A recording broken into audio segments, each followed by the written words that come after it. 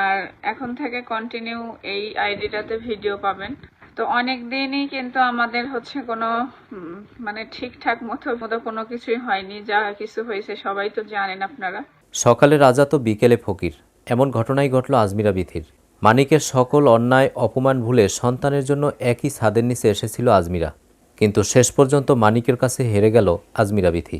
সেই পুরনো কথা, পুরনো অভিযোগ, চরিত্র আর পরকীয়ার কারণেই মানিকের ঘর ছাড়তে হলো আজমিরার। মানিকের সাথে কি এমন ঘটনা ঘটল আজমিরার সংসার ছাড়তে বাধ্য হলো? দর্শক, পুরো বিষয় লাইভে এসে প্রকাশ করে আজমিরা নিজেই। আবার আগের মতো কাজ শুরু করব। আগে যেরকম ভাবে ভালোবাসছিলেন সেরকমই ভালোবাসবেন, সাপোর্ট করবেন। সংসার করতে হলে জীবনে অনেক কিছু ঘটে যাবে, রাখলে চলবে না, নতুন করে আবার শুরু করবেন, ইনশাল্লাহ ঠিক হয়ে যাবে। সেটাই দোয়া করবেন সবাই। আছে অনেকের লাইফে অনেক ঝামেলা হয়ে যায়, তো আমাদেরটাই হয়তো একটু বেশি হয়ে গেছে। যে বলতেছেন ঝামেলা করছি, আসলে ঝামেলাই হয়েছে, কিন্তু অনেকদিন ধরে কিছুই করা হয় নাই। তো আবার নতুন করে নতুন ভাবে শুরু করতে চাচ্ছি। আসলে কি বলবো, সহজ আমি তো বলতেছি প্রথম থেকেই আমাদের যা হয়েছে এটা হয়তো অনেক বেশি হয়ে গেছে।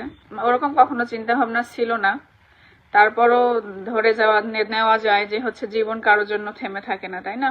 কিছু কিন্তু মিলায়ে এই ডিসিশনটা নেওয়া হয়েছে। তো যাই হোক, আমাদের জীবন আর কয়দিন, মনে করেন যে মাঝপথে চলে আসছি, হয়তো আর একটু বাঁচবো, আবার কখন মারা যাব তারও কোনো গ্যারান্টি নাই। আসলে এইবার হচ্ছে প্রচুর শীত পড়তেছে, মানে এত শীত পড়তেছে হিসাব ছাড়া। আর আমাদের উত্তরবঙ্গের তো অবস্থা বেশি খারাপ, ঠিক আছে?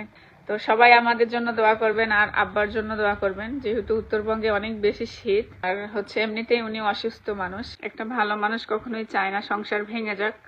একটা সংসার ভাঙা মসজিদ ভাঙা নাকি সমান কথা। সংসার ভাঙে না তা না, ভেঙে যায় তো অনেক, তারপরও কেউ চায় না যে ভেঙে যাক। যখন একটা মানুষ হচ্ছে দূরে চলে যায়, তাকে কিন্তু নিচে নামানোর জন্য অনেক কিছু বদনাম ছড়ানো যায়, রটানো যায়। তো প্রতিপক্ষে যদি আমি এতটাই বাজে হতাম, যে যারা আমাদেরকে ভালোবাসেন দোয়া করবেন। দর্শক, আজমিরার আপডেট পেয়ে আপনার কেমন লাগলো অবশ্যই কমেন্ট করে জানিয়ে দিন। আর ভিডিওটি ভালো লাগলে লাইক, কমেন্ট, সাবস্ক্রাইব করে আমাদের পাশে থাকুন। ধন্যবাদ।